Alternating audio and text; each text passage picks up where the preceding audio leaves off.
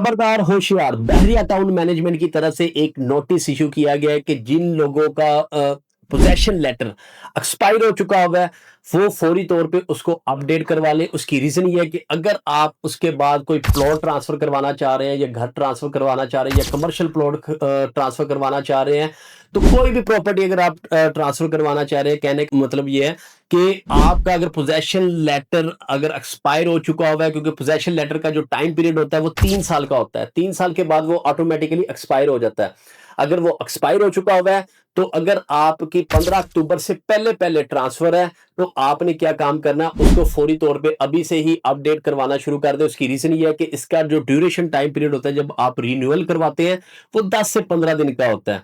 तो ये चीज आपने माइंड में रखनी है कि जिन, चाहे हमारे पाकिस्तानी भाई पाकिस्तान में रहने वाले हो या ओवरसीज भाई के लिए स्पेशली मैं नाम लूंगा। उनकी रीजन ये है कि ओवरसीज भाई मतलब हमारे जितने भी हैं, उन्होंने जब ट्रांसफर के लिए आना होता है तो वो उसी टाइम पे आते हैं जब उनका ट्रांसफर डेट होती है।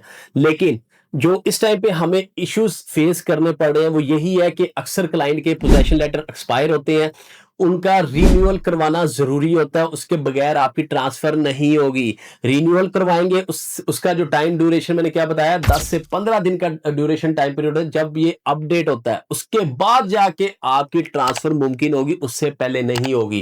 क्योंकि आजकल ये हम हमारी डेली बेसिस के ऊपर प्रैक्टिस है, तो उसको देखते हुए हमने देखा है कि मैक्सिमम लोगों ने पोजेशन अप्लाई किया हुआ था, पोजेशन लेटर लिया हुआ था या नहीं लिया हुआ था, उसके बावजूद आपने अप्लाई तो किया हुआ था, तो 3 साल का टाइम पीरियड गुजरने के बाद एम जिस दिन ट्रांसफर होते हैं उस दिन फिर काफी दफा इश्यूज आते हैं कि हमने तो अप्लाई किया हुआ, 3 साल तो से ऊपर चले गुजर गया, तो इसमें हम क्या करें।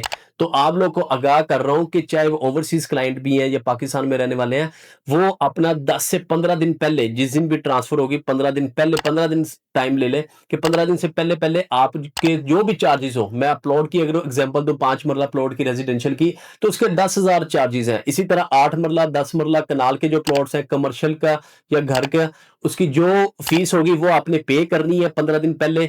उसके बाद आपने अपने उस हिसाब से कोई टिकट वगैरह करवानी है, ताकि आपको जिस दिन ट्रांसफर हो तो कोई मतलब कोई मसला ना फेस करना पड़े, कोई प्रॉब्लम फेस ना करनी पड़े।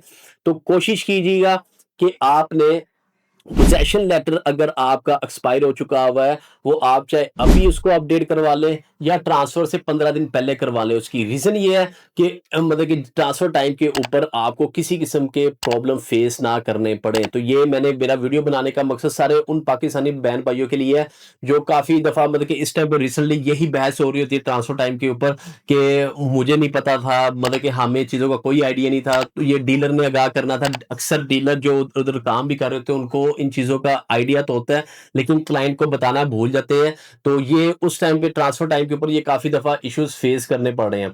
तो मैं अपना एक्सपीरियंस भी बता रहा हूँ और लोगों का एक्सपीरियंस भी बता रहा हूँ जो हेड ऑफिस में हम देख रहे हैं डेली बेसिस के ऊपर, जिसकी वजह से बैरियर टाउन मैनेजमेंट ने ये नोटिस दिया है। कोई भी सोसाइटी मतलब बैरियर टाउन से के नाम से सोसाइटी बैरियर टाउन हो सकती है, वो बैरिया ऑर्चर्ड हो सकता है, Bairia education and medical city हो सकता है जिसे ईएमसी कहते हैं, या बैरिया नशीमन।